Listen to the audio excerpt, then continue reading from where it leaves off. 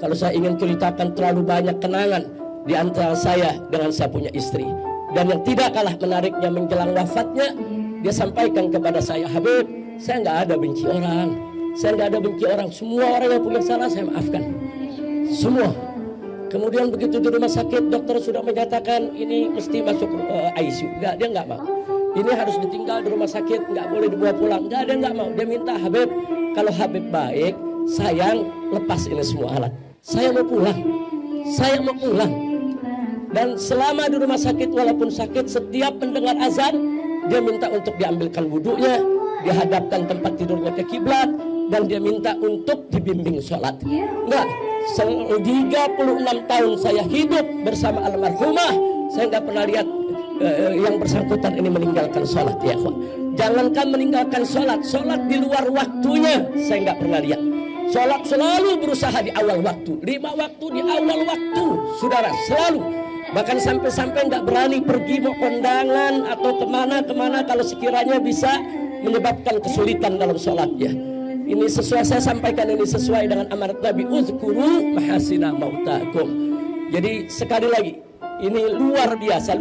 Bahkan detik-detik menjelang meninggal dunia, saat sekarat, saudara, sudah ada di badannya, saudara. Begitu mendengar azan zuhur, dia memandang seperti meminta ingin sholat. Saya tanya, dia udah nggak bisa bicara, udah nggak bisa bergerak, mata udah nggak bisa lagi melihat ya kok. Tapi telinga masih mendengar. Dia memberikan isyarat sepertinya dia ingin sholat. Saya tanya, mau wudhu, dianggukkan kepala. Dianggukkan kepala, kita wudhukan, kita taruh di tempat tidurnya, kemudian saya menjadi imamnya, masih sempat kita sholat zuhur. Setelah sholat zuhur, dia udah nggak bisa melakukan apa-apa lagi. Beberapa saat kemudian menghembuskan nafasnya yang terakhir.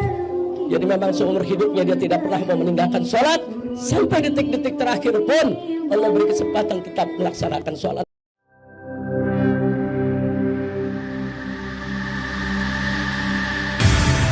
Islamic Brotherhood Television.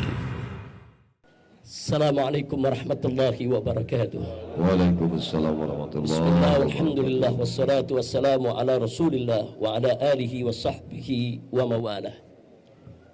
Ahibba'il kiram, jazakumullahu khairal jazaa ala hudurikum fi hadhihi salatil janazah. Fasallallahu subhanahu wa ta'ala yubarik lana yubarik lakum jami'an wa yaj'alana wa iyyakum minal muttaqin. Kami keluarga daripada almarhumah Asy-Syarifah Fadlun binti Fadil bin Hasan Ibn Habib Utsman bin Abdullah bin Aqil bin Yahya, dengan ini menyampaikan terima kasih kepada semua yang sejak kemarin telah banyak membantu kelancaran pengurusan jenazah. Alhamdulillah barusan kita sudah sama-sama mensolatkan. Sebentar lagi akan kita berangkatkan ke Pondok Pesantren Markas Syariah di Megamendung untuk dimakamkan. Singkat saja pada kesempatan ini saya ingin sampaikan, ada 2 perempuan yang seumur hidup saya tidak akan pernah bisa saya lupakan. Begitu besar jasa mereka di dalam membantu menguatkan perjuangan saya selama ini. Yang pertama adalah almarhum ibunda tercinta, yaitu Asy-Syarifah Sayyidah binti Alwi Muhammad bin Zain Al-Attas, yang semenjak kecil saya yatim dididik dengan demikian rupa sampai saya dinikahkan, sampai dibimbing bagaimana cara berkeluarga, sampai diberikan dukungan habis-habisan di dalam berdakwah. Allah yarhamha rahmatan wasi'ah. Kemudian yang kedua yang juga tidak boleh dilupakan adalah almarhumah jenazah yang hadir depan kita pada hari ini, yaitu Asy-Syarifah Fadlun binti Fadil bin Hasan Ibn Habib Utsman bin Abdullah bin Aqil bin Yahya. Beliau adalah salah satu cucu daripada Mufti Betawi Habib Utsman bin Abdullah bin Aqil bin Yahya. 36 tahun beliau mendampingi saya berumah tangga. 36 tahun beliau menjadi istri yang setia, istri yang sabar, istri yang penuh cinta, istri yang penuh tanggung jawab, istri yang melahirkan 7 putri bagi saya. Istri yang selama ini terus memberikan semangat kepada saya dalam suka maupun duka. Istri yang gak pernah mengeluh walaupun saya mendapatkan apapun tantangan di dalam perjuangan. Saya di penjara, saya keluar negeri, saya hijrah, selalu mendampingi dengan setia. luar biasa. Saya tidak bisa bicara banyak tentang kesetiaannya, tentang pengorbanannya, tentang cintanya yang luar biasa. Dan mudah-mudahan itu menjadi catatan di sisi Allah Subhanahu wa taala dan menjadi penyebab mendapatkan syafaat Nabi kita Muhammad sallallahu alaihi wasallam. Hanya itu yang bisa saya sampaikan. Sekali lagi, itu yang ingin saya sampaikan. Kalau saya ingin ceritakan terlalu banyak kenangan di antara saya dengan saya punya istri. Dan yang tidak kalah menariknya menjelang wafatnya, dia sampaikan kepada saya, Habib, saya nggak ada benci orang. Saya nggak ada benci orang. Semua orang yang punya salah saya maafkan. Semua. Kemudian begitu di rumah sakit, dokter sudah menyatakan ini mesti masuk ICU. Dia nggak mau. Ini harus ditinggal di rumah sakit, nggak boleh dibawa pulang. Dia nggak mau. Dia minta, Habib, kalau Habib baik, sayang, lepas ini semua alat. Saya mau pulang. Saya mau pulang.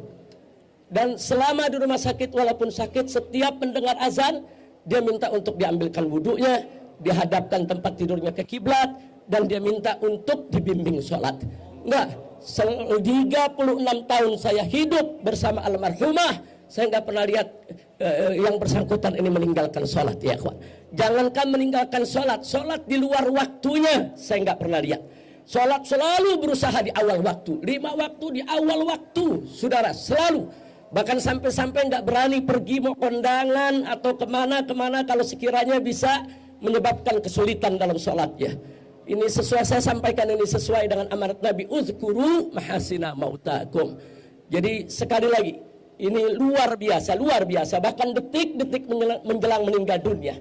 Saat sekarat, saudara, sudah ada di badannya, saudara, begitu mendengar azan zuhur, dia memandang seperti meminta ingin sholat.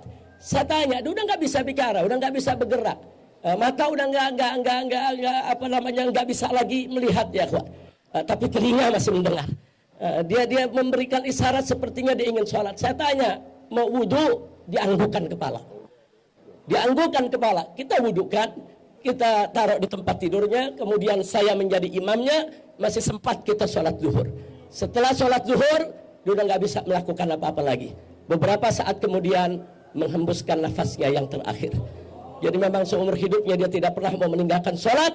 Sampai detik-detik terakhir pun Allah beri kesempatan tetap melaksanakan sholat. Mudah-mudahan amalnya diterima oleh Allah, kesalahannya diampuni oleh Allah, kekurangannya disempurnakan oleh Allah. Nah, akhirnya saya minta kepada semua yang ada di sini, khususnya kerabat, keluarga, handai tolan, sahabat daripada almarhumah.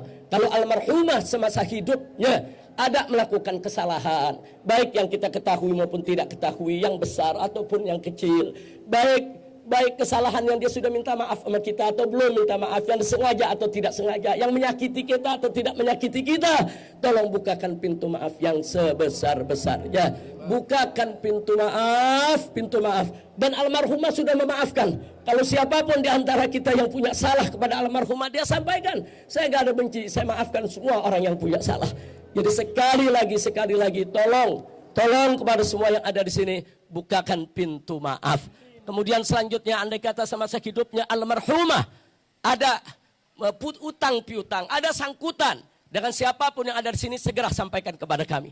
Kami ingin segera menyelesaikannya, menuntaskannya, supaya almarhumah kembali kepada Allah tanpa membawa utang piutang dari pihak manapun juga, ya ikhwan. Nah, ini saja yang ingin saya sampaikan, saudara. Mudah-mudahan manfaat untuk kita semua. Saya minta salah satu menantu untuk bisa Habib Hanif mengumumkan apa yang perlu diumumkan, diberitahukan, juga sekaligus dilepas kita akan berangkat. Dan terima kasih di sini, alhamdulillah ada Habib Hud Al-Attas, ada Dr. Salim Al-Jufri, ada Habib Hasan Segaf, ada Habib Jindan bin Nawfal bin Jindan, ada Habib Salim bin Umar Hamid, ada Habib Muhammad Kaha Al-Jufri yang datang dari Surabaya, ada Habib Jailani, Habib Abdurrahman yang juga datang dari Jawa Timur, masih ada Habib Toha. Terlalu banyak habaib di sini kalau saya sebutkan satu persatu, tapi tolong tidak mengurangi penghormatan saya.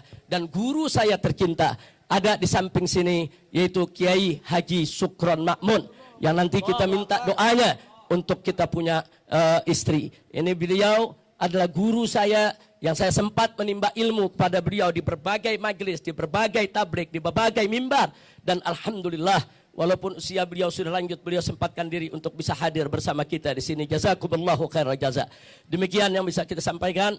Terima kasih sekali lagi atas segala perhatiannya. Mohon maaf atas nama semua keluarga saya atas segala kekurangan pelayanan dari kami. Jazakumullahu khairal jaza. Hadani Allah wa iyyakum ila siratihil mustaqim. Wassalamualaikum warahmatullahi wabarakatuh.